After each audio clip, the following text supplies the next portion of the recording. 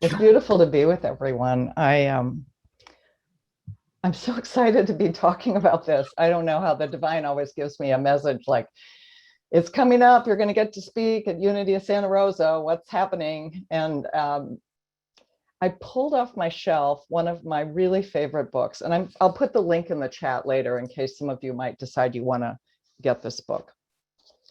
This is a picture of it. It's called Meeting Jesus Again for the First Time. And when I was studying, I'm not sure if it was to be a licensed teacher or whether it was actually part of my ministerial training. I found this book, and it was such an eye opener for me. Marcus Borg is not a Unity minister, as I mentioned in the little blurb I put out, but he seems to really distill the way Unity helps us understand who Jesus was and the teachings of the Bible. And so what I thought was, for me, I was remembering where I was in my life when I first met Unity. And what I'd like to do right now as we begin is I just invite you to take a moment, maybe close your eyes. This is not our meditation, but just close your eyes for a minute and recall when you first heard about Unity. Maybe it was a daily word that somebody gave you. Maybe it was your grandmother reading you the daily word. Maybe it was a friend. Just take a moment and just be there in your life. What was going on in your life when you first heard of Unity, found out about Unity?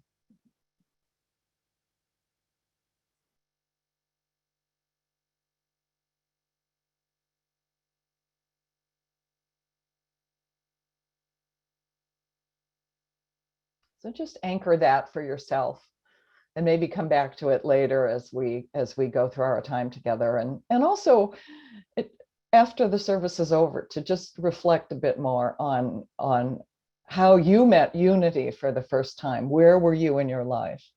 I think it's a really important thing for us, and the reason I felt this talk was important is because I feel like we need to continually meet Unity almost on a daily basis. We need to meet the grace and the blessings, the wisdom, the teachings, and the path that was given to us through Charles and Myrtle Fillmore. And I just was reflecting back on my own life. When I first met Unity, I was in a very difficult time in my life. And I don't need to go into that with you at all, but it was a time in my life where I was struggling a lot, struggling in relationships, struggling with addiction, just things. I didn't like my job. I mean, it was just like boom, boom, boom. My father had died. It was like all those things on the list were kind of up in my life. And how I was handling it, how I was managing that was not very sterling, let's put it that way. And I was really graced to find somebody who talked about their experience of Unity. And I said, take me. And that was the beginning of a journey that I mean, it saved my life in many regards.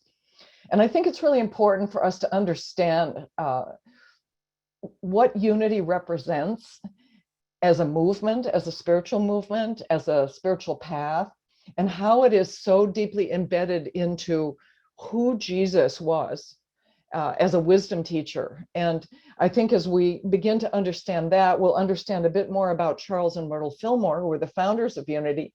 And also my hope is that you and I will both we'll all begin to understand a bit more about ourselves and our own spiritual journey, because I do believe all of this is so deeply embedded.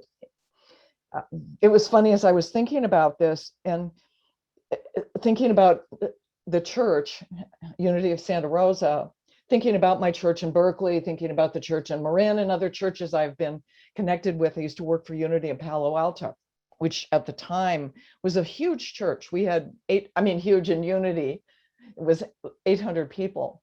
But one of the things I've noticed about Unity is that it has its own kind of quality of individuality, so based on the community that have gathered around the movement of Unity, the teachings of Unity, the heart of Unity. And I think as a movement, it's never really just like gotten big like Catholicism or something, because of the nature of how in unity we understand the teachings of Jesus and who Jesus was and what Jesus means to each one of us. And I think at some level, I was thinking, in a way, it's really great that unity's never gotten huge, that we have these constellations of awareness that are all over the planet, that small groups of people can really live in these teachings and be way showers for their family and friends. Anyway, that's an aside. Some of you may very much disagree with me.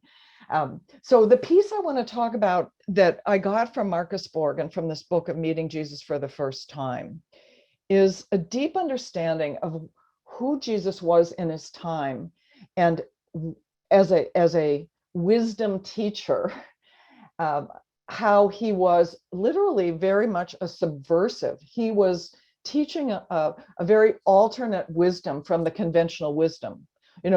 Jesus was a Jew, and he was teaching in the culture of the Jewish tradition at the time, which was very much based on conventional wisdom. It was based on law. It was based on a system of kind of reward and punishment. There were very strict regulations about how you were supposed to act, and it was all based on reward and punishment for what's going on in the outer. And Jesus came in and basically kind of disrupted the whole system in the way he taught and the people he spoke to. Because the tradition was that you were only supposed to speak to certain people. Those were the righteous people. You were not supposed to speak to the tax collectors. You were not supposed to speak to the sinners. You were not supposed to speak to the Samaritans. There were certain people that were kind of off limits, like the lepers, off limits.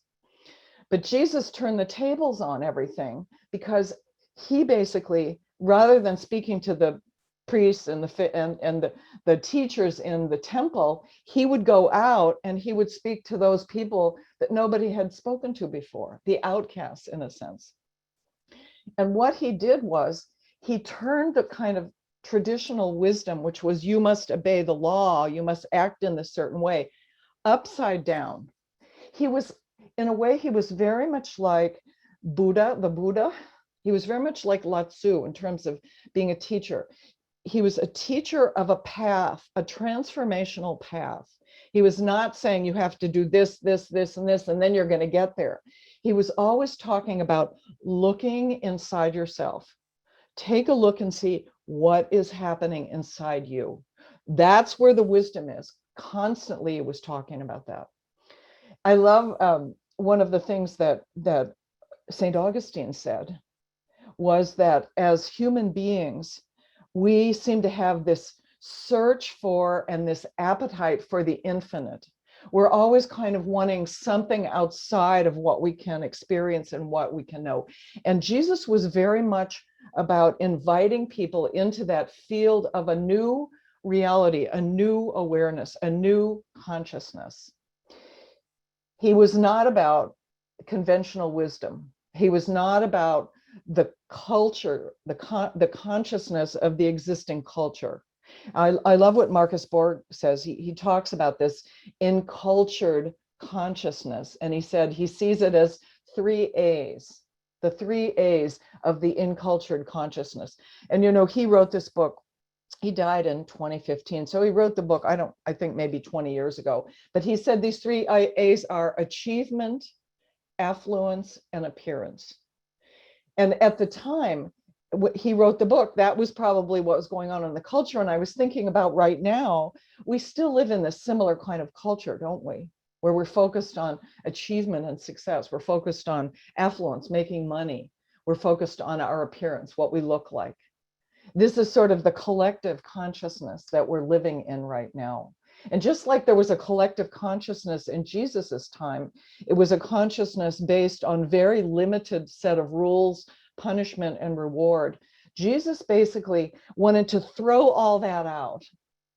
Like he said, we can't put new wine into old wineskins.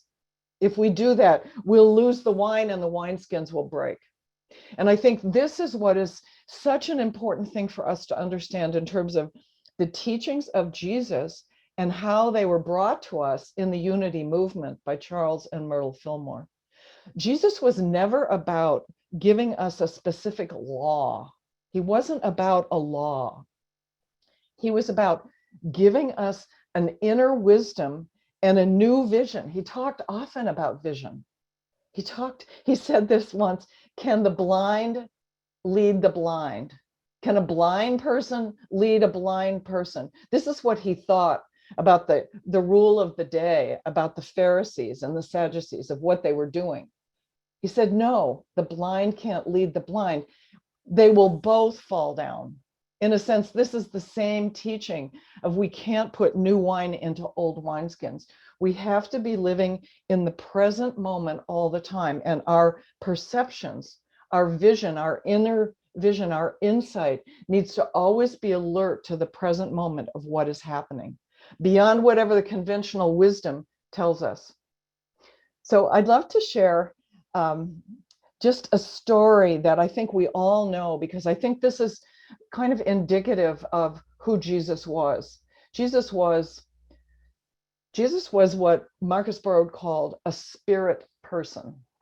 A spirit person. He uses that term as opposed to saying Jesus was a holy man, partly because holy can have some sort of a construct around it that takes it out of our ordinary life.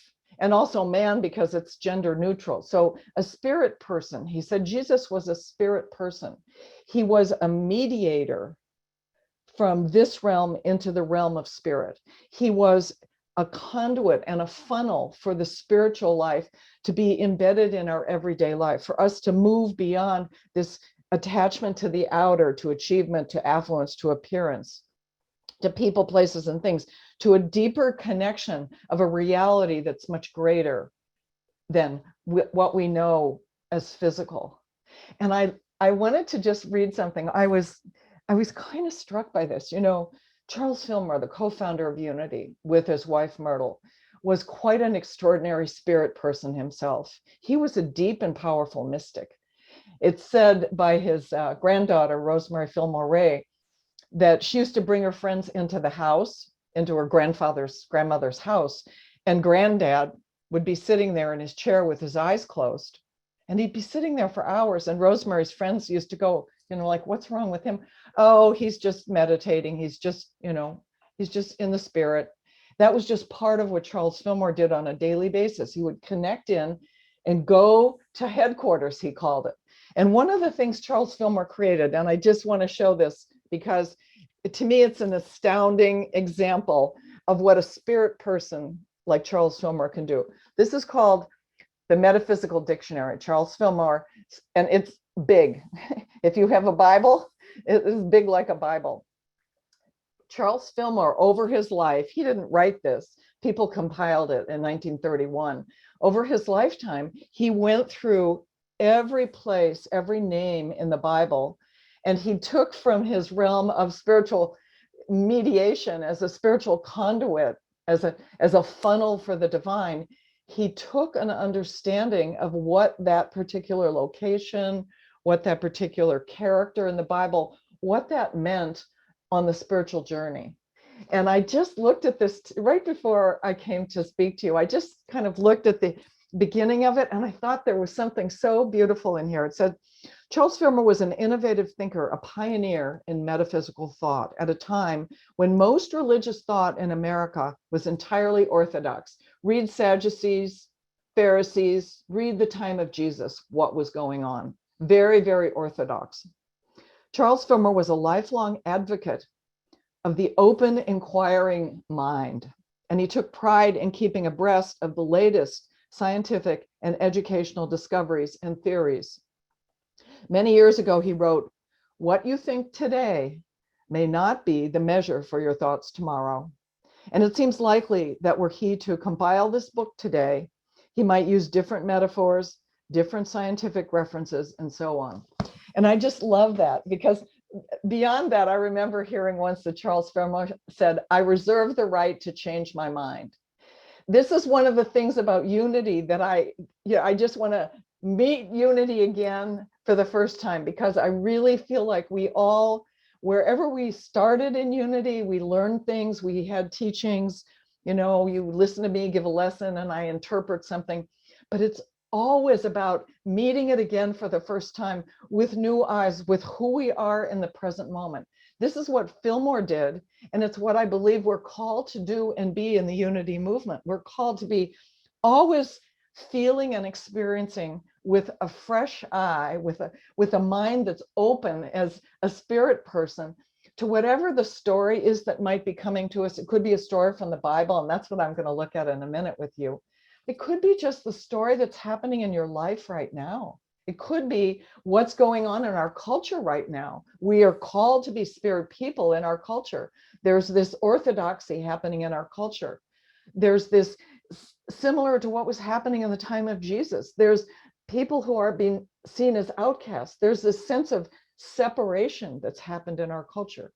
And we're being called, just like Jesus called the people of his time, to see and to feel the humanity of everyone, to feel the connection that we all have in the connection with our connection with the divine presence, with spirit, with God. So the story I just like to share briefly, and I want you to take this story, I want you to take it and really play with it this week in your own life. See what happens when you play more deeply with the prodigal son, prodigal daughter. See yourself as the prodigal daughter, the prodigal son. See yourself as the father. See yourself as the elder brother who's jealous and not so very happy. So I'm just going to briefly tell the story. I'm not going to read it. It's in the Bible. It's in Luke 13 and 15. I'm going to put the reference in here. But the story basically is there were two sons, and they lived with a very wealthy father. He had lots of land and servants who worked the land, hired hands that worked the land. And one of the brothers asked the father, "I'd like my complete inheritance now. Give it to me now." So the father graciously gave his son his inheritance, and the son went off into the far country. And prodigal basically means somebody who's reckless. They just spend their money willy-nilly. Maybe some of us are prodigal sometimes. Anyway, the son went off, spent all his money, wined and dined, did whatever he did. In this culture, it could be somebody would go off and maybe, spend their money on drugs or partying or whatever. And all of a sudden, he found himself without any money, and the country he had gone to fell into massive famine. And the son was forced to get a job feeding pigs. Well, in Jesus's time, this was very unclean. The Jews didn't eat pork. And the whole idea of having to feed those swine was totally just anathema to the Jewish culture, to the Sadducees and the Pharisees, to whom he is telling the story. So the son is there and he's feeding the swine and literally feeling like it would be good to eat what the pigs are eating because he's so hungry. And all of a sudden he comes to himself and he has this realization, oh my gosh, if I were back with my dad, I'd at least be fed as well as the hired hands. He would feed me. And so he decides he's going to make the journey back to his father's land. And he's going to ask his father if he could be hired on as a hired hand.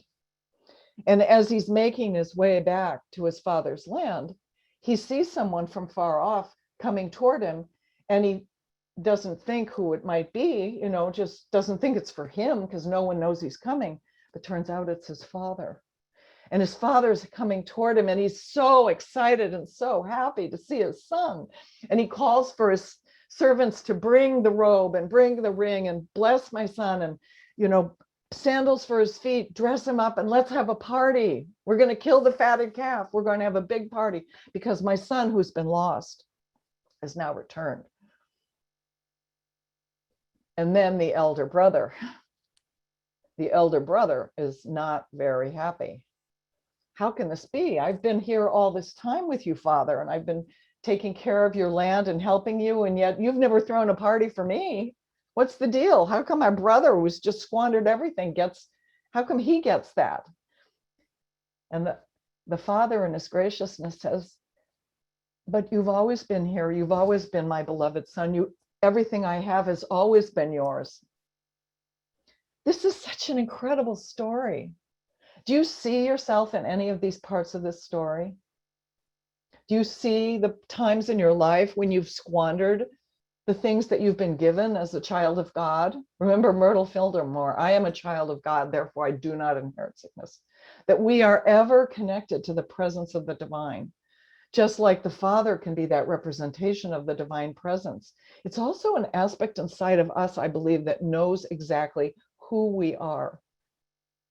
The Father in us knows exactly who you are, sees the joy of who you are, sees the love of who you are, sees the perfection of who you are, wants only the best for who you are. Sometimes we don't need to seek the forgiveness from someone else. We don't need to seek forgiveness from even the divine. We need to seek forgiveness from ourselves when we've squandered those energies that have been given to us, the gifts and talents that have been given to us. Our inheritance is not just about money. Our inheritance is about the spiritual gifts that we've been given. And that elder son, haven't we all been the elder son? Haven't we all held that quality of jealous or envy of someone else? When we forget that it's always available to us every moment, that it's here for all of us. Such a powerful, powerful teaching. So I invite you to be like Charles Fillmore, have that open mind. And let's take a moment, just take a moment and do a brief meditation. And I want to really remind us about where we've been in our unity journey. For some of us, we've been in unity for many, many years. For others, you know, the grace and the presence of unity has just showed up recently in our life. And just where the old religion, the Orthodox religion, was based on law, on punishment and reward, even that we needed to, in the old Christian tradition, some of us grew up in, you know, that we had to do good works in order to get somewhere later in our life. Jesus is teaching us that it's all here.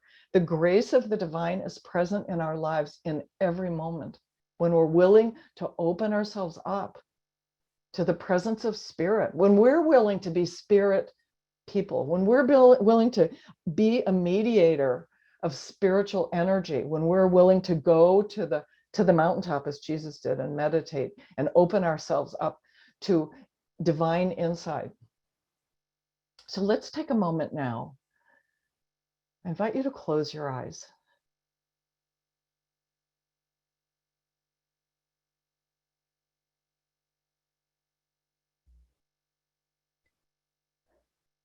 Take a moment to be aware of where you were when you first found unity. What was going on in your life? Perhaps there was struggle in a relationship. Perhaps you're having difficulty in your career, in your job. Maybe there was financial difficulty, or you were dealing with a health challenge. And you found a book, or a friend told you about a church, or somehow you picked up a daily word at the doctor's office. Something sparked inside you. There were words on the page, or you heard a message that reminded you of who you are. And whatever you may have known in the past as part of your spiritual tradition or religion you may have belonged to, suddenly seemed to melt away into a new moment where you felt a spark inside you that wanted to grow.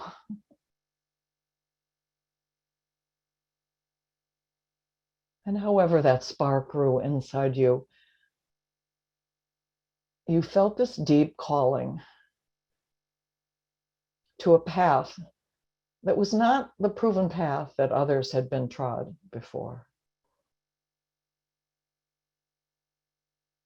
It was a different way of understanding the teachings of Jesus, understanding the Bible, understanding what it meant to be part of a spiritual community.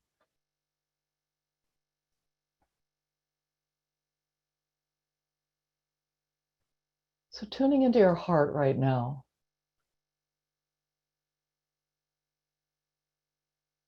And connecting in with whatever is going on in your life in this moment, right here, right now. If you have a particular challenge on your heart, a challenge in the outer, simply the challenge in our culture right now of being in this isolation.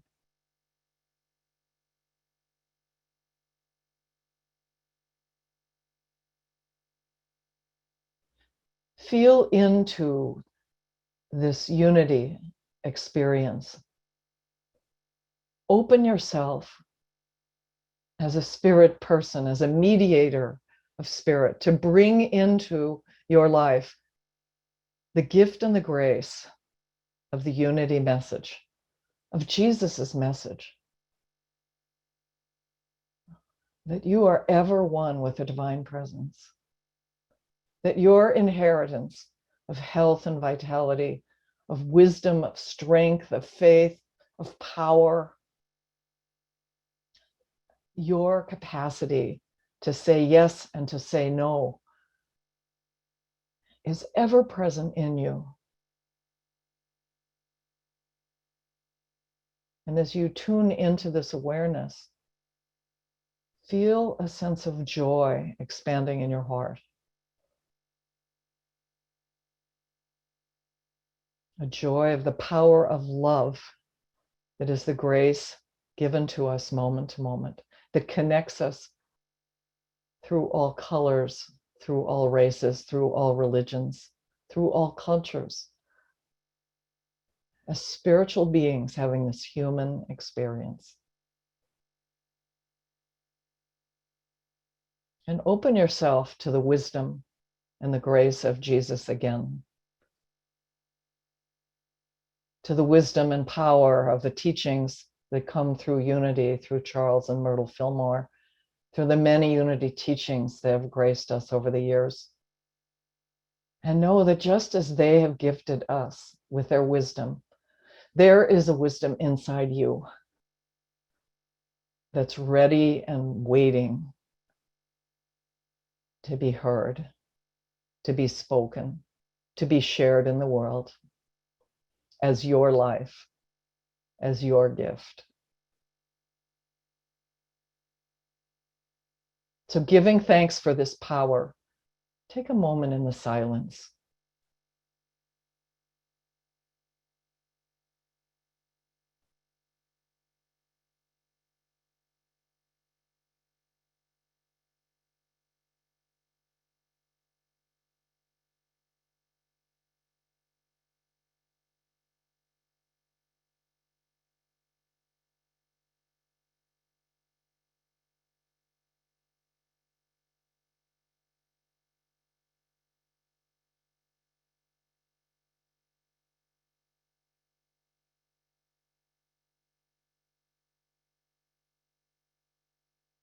And offering gratitude for the opportunity to meet the presence of the divine, to meet Jesus again for the first time, to meet unity's powerful message and movement for the first time, moment to moment, as you tune in to the grace and the love and the presence and the power that indwells you. And we say, thank you for this unity community, for the gift and the grace that we have found one another and the presence that moves in and through each one. We say, thank you, beloved presence. Thank you, God. And so it is. Amen. And gently just bring your awareness back into your body. And when you're ready, you can open your eyes. Thank you so much.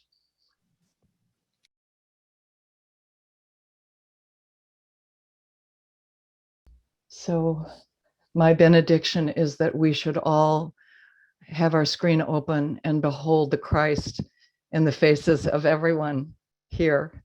Take a moment and just look at the beauty of your community. What a benediction that is. Thank you, Guy. Behold the divine. So sweet and so precious.